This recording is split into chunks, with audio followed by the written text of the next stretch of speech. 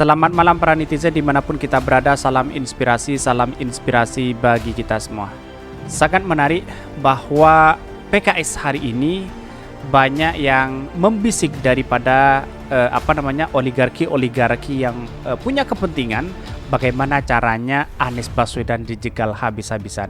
Setelah KPK tidak mampan, terus kemudian ada lagi spekulasi bahwa PKS ditawari 2 kursi menteri oleh Jokowi. PKS konsisten jadi partai oposisi.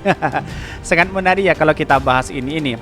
PKS buka suara soal ditawari menteri dan dana besar demi jegal Anies Baswedan. Wow, sampai segitunya ya untuk pemerintah atau siapapun yang punya kepentingan agar Anies tidak bisa nyapres begitu kan.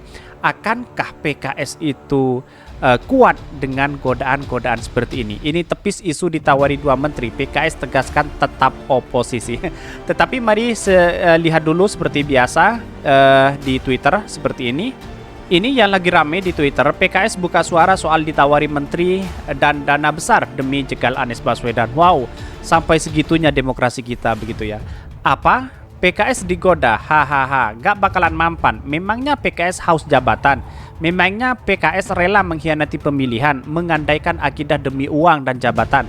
PKS itu bukan parpol atau ormas ecek-ecek yang mau berbuat apa saja demi uang dan jabatan. PKS top markotop.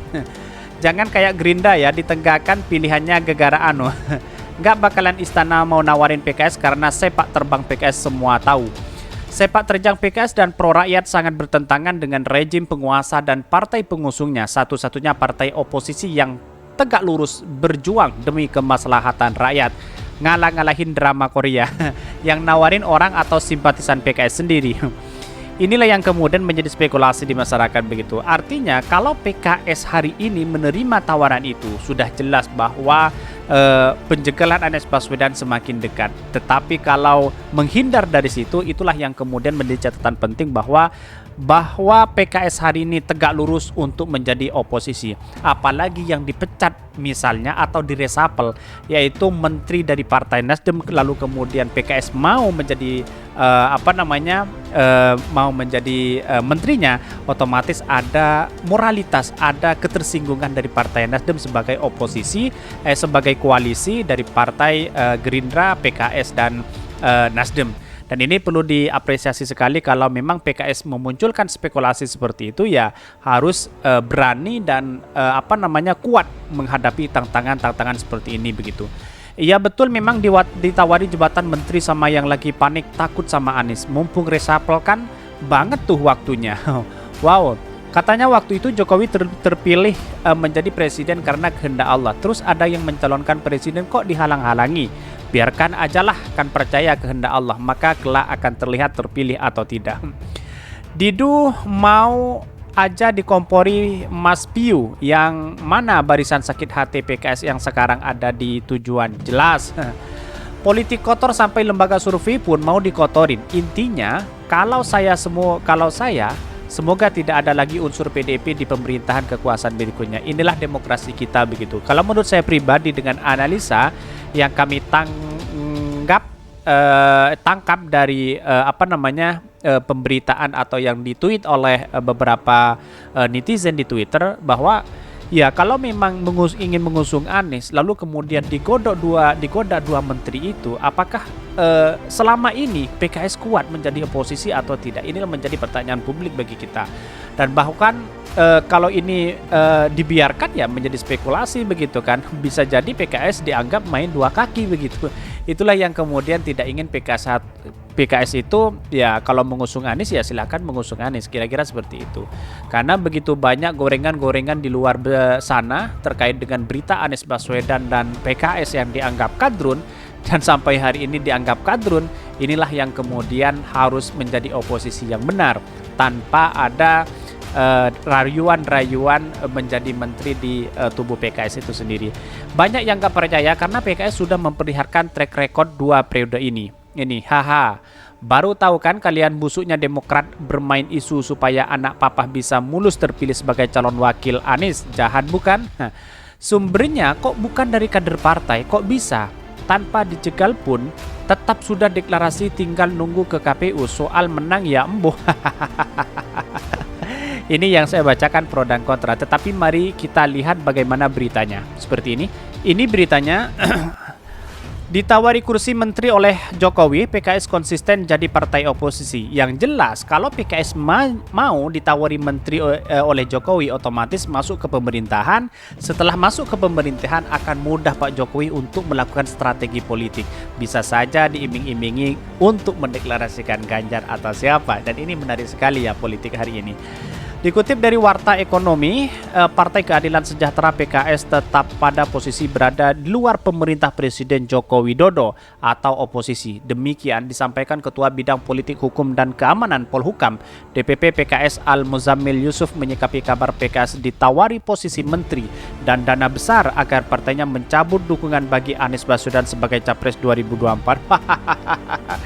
Sangat menarik ya. Ya, para oligarki-oligarki yang punya kepentingan yang membisikkan bagaimana cara menjegal Anies Baswedan. Pada hakikatnya kalau kita telusuri, Anies Baswedan itu antitesa dari pemerintahan sekarang. Artinya Anies Baswedan tidak bisa didekti atau ditawari dengan kepentingan-kepentingan uang, dengan kepentingan-kepentingan jabatan, dengan kepentingan-kepentingan pribadi para oligarki-oligarki itu. Kira-kira seperti itu analisa saya. Ini PKS akan berperan aktif, bersikap kritis dan konstruktif di luar pemerintah, dan pilihan oposisi tersebut merupakan keniscayaan demokrasi, kata Al-Muzammil.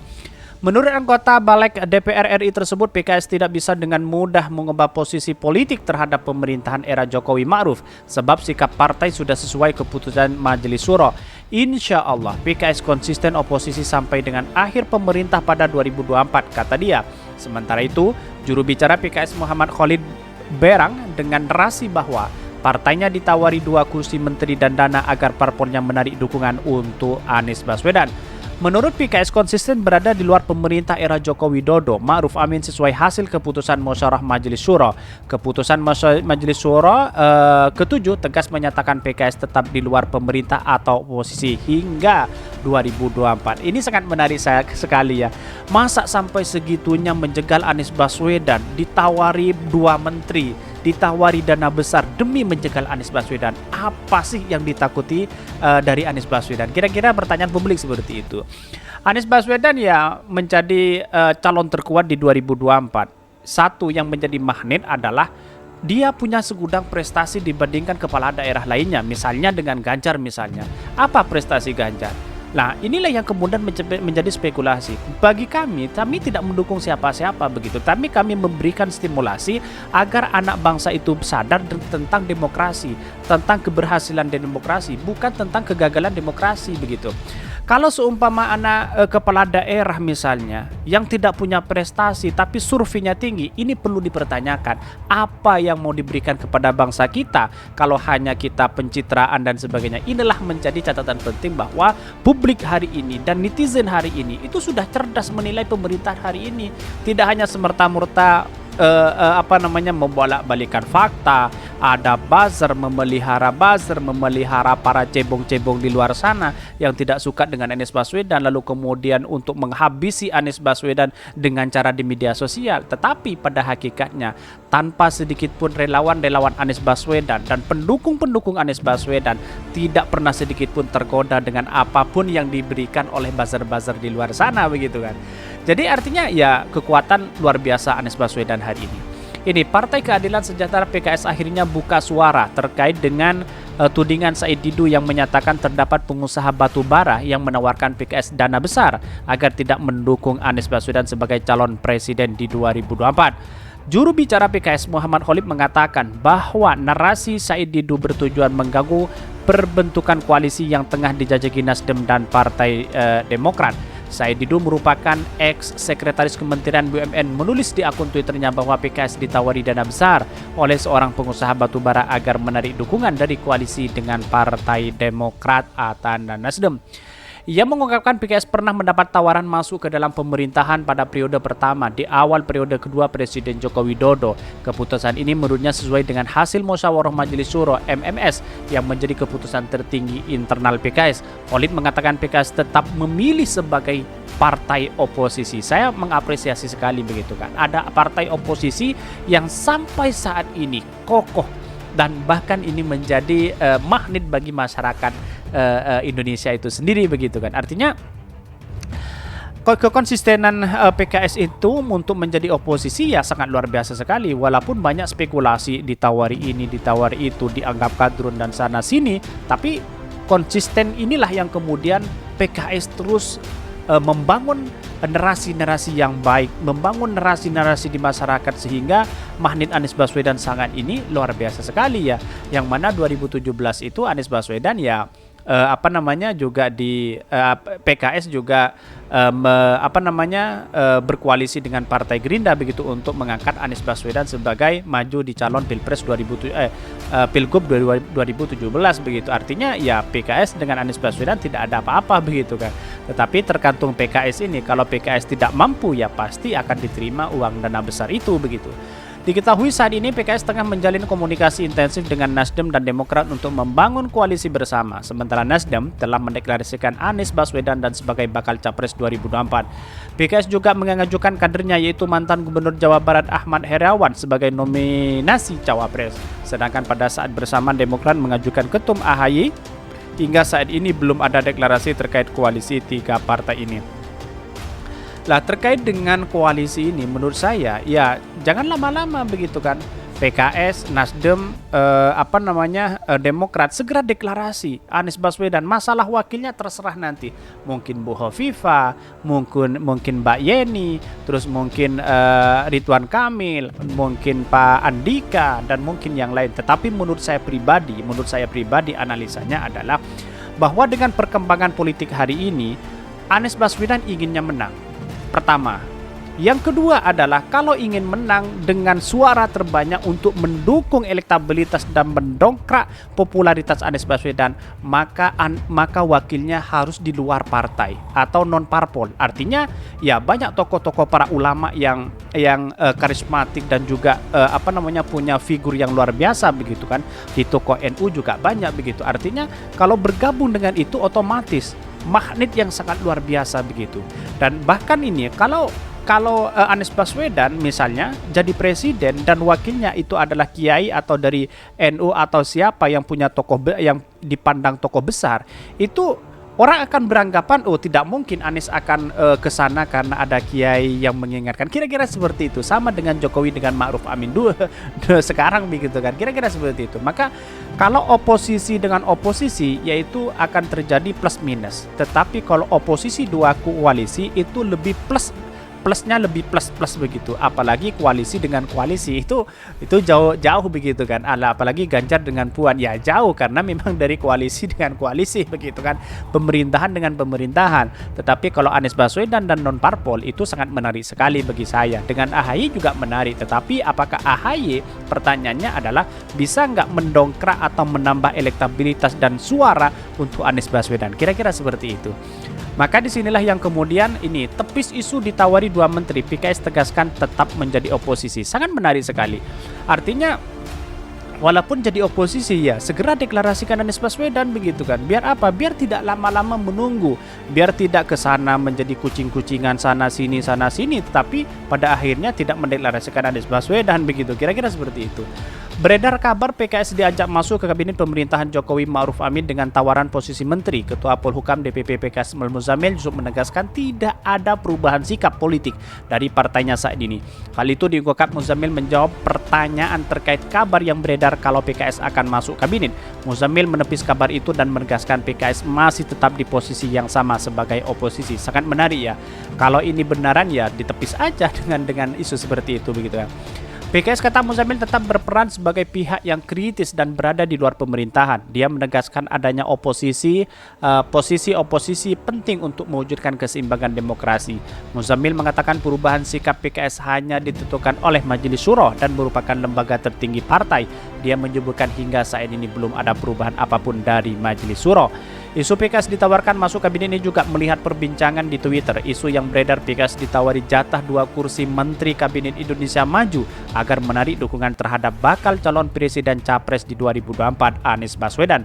Ada unggahnya menyebutkan kabar liar PKS ditawari 2 kursi menteri sebelum disambar akun Said Didu. Said Didu mengaku mendengar kabar lain yang salah satu pengusaha sudah ditugaskan memberikan dana besar agar dukungan itu ditarik. Cuitan Said Didu kemudian dibalas juru bicara PKS Muhammad Khalid. Dia menegaskan isu tersebut adalah tidak benar. Bahkan ini adalah hoax. Tetapi perlu diingat, bisa jadi kalau ada bisikan-bisikan oligarki di tengah deklarasi Anies Baswedan yang mana hari ini sudah sudah kemana-mana, tetapi PKS belum kunjung mendeklarasikan Anies Baswedan. Ini sangat disayangkan sekali begitu kan. Artinya popularitas Anies Baswedan sudah tinggi, ya deklarasi mulai di sekarang begitu kan. Partai Nasdem aja sebagai pemerintah membantu pemerintahan Joko Widodo itu sekarang berani mendeklarasikan apa yang masih ditunggu oleh PKS begitu kan. Inilah yang kemudian kalau ingin membangun demokrasi bersama-sama, tidak usah cari wakilnya harus ini, cari wakil harus itu, tidak usah, karena ini arah membangun bangsa. Ya seharusnya carilah di non partai, carilah yang mendongkrak elektabilitas dan popularitas Anies Baswedan. Kira-kira seperti itu begitu. Selesai masalah. Tidak usah ini harus wakilnya ini itu dan sebagainya. Yang penting mari kita bersama-sama bergandengan tangan untuk kesejahteraan masa depan Indonesia itu sendiri. Kesimpulannya hanya satu, PKS harus mampu dan berani mengatakan harus deklarasi Anies Baswedan. Kira-kira seperti itu. Dan bahkan yang kedua yang saya katakan adalah kalau ingin benar-benar membangun bangsa, membangun masa depan Indonesia, tidak hanya soal demokrasi dan sebagainya, tetapi marilah kita segera deklarasi ke Anies Baswedan. Koalisi Partai Nasdem, PKS dan Demokrat itu menjadi satu tanpa wakilnya siapa ini dan sebagainya. Kalau ingin benar-benar membangun bangsa, tetapi kalau tidak hanya ingin jadi wakil ini, ingin jadi wakil itu, ya menjadi bola liar, hancurlah demokrasi kita. Mungkin itu yang kami sampaikan. Tonton terus channel Hodari Podcast Rakyat ini karena ada berita-berita menarik dan viral setiap harinya. Salam para netizen, salam inspirasi bagi kita semua. Jangan lupa di subscribe channel YouTube Hodari Podcast Rakyat ini.